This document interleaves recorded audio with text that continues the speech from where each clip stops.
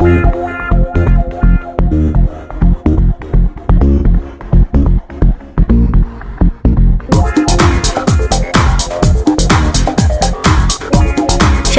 selamat pagi. Kabarnya bagaimana anak-anak? Sehat semua kan ya?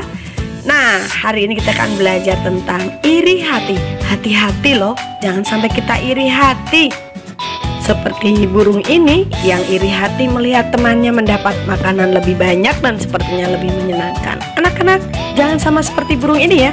Kalau kita iri hati, kita akan rugi karena kita tidak bisa menikmati berkat setiap hari.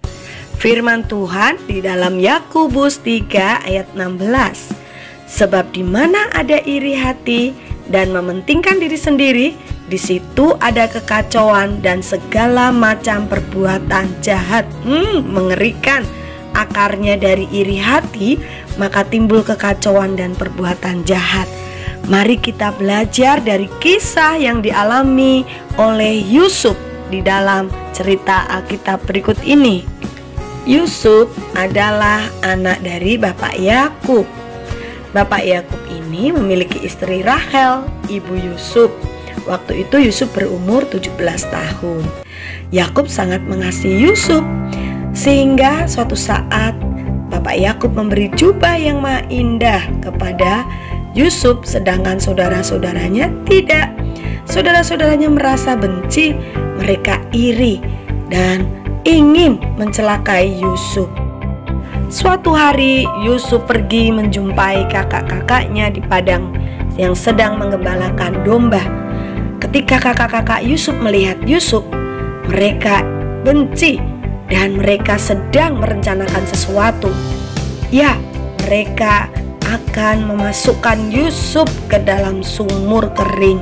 Baju Yusuf dilepas dan Yusuf dipaksa disakiti saudara-saudaranya, dimasukkan ke sumur yang kering itu. Yusuf meronta-ronta, "Jangan kakak, tolong jangan." Tapi mereka sudah dipenuhi oleh rasa iri dan benci, sehingga tidak mendengarkan teriakan dan tangisan Yusuf saat itu. Kemudian datanglah seorang pedagang dari Midian. Lalu kakak-kakak Yusuf menjual Yusuf kepada orang tersebut, dan Yusuf akhirnya dibawa ke Mesir. Tidak hanya melukai dan menjual Yusuf kepada orang asing, kakak-kakak Yusuf karena iri hati, mereka mencoba menutupi kesalahan mereka dengan berbohong, mencelupkan jubah Yusuf di dalam darah domba.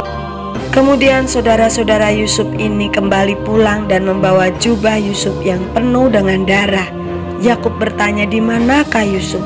Mereka menunjukkan jubah itu dan berkata, "Yusuf sudah dimakan binatang buas." Maka sedihlah hati Yakub.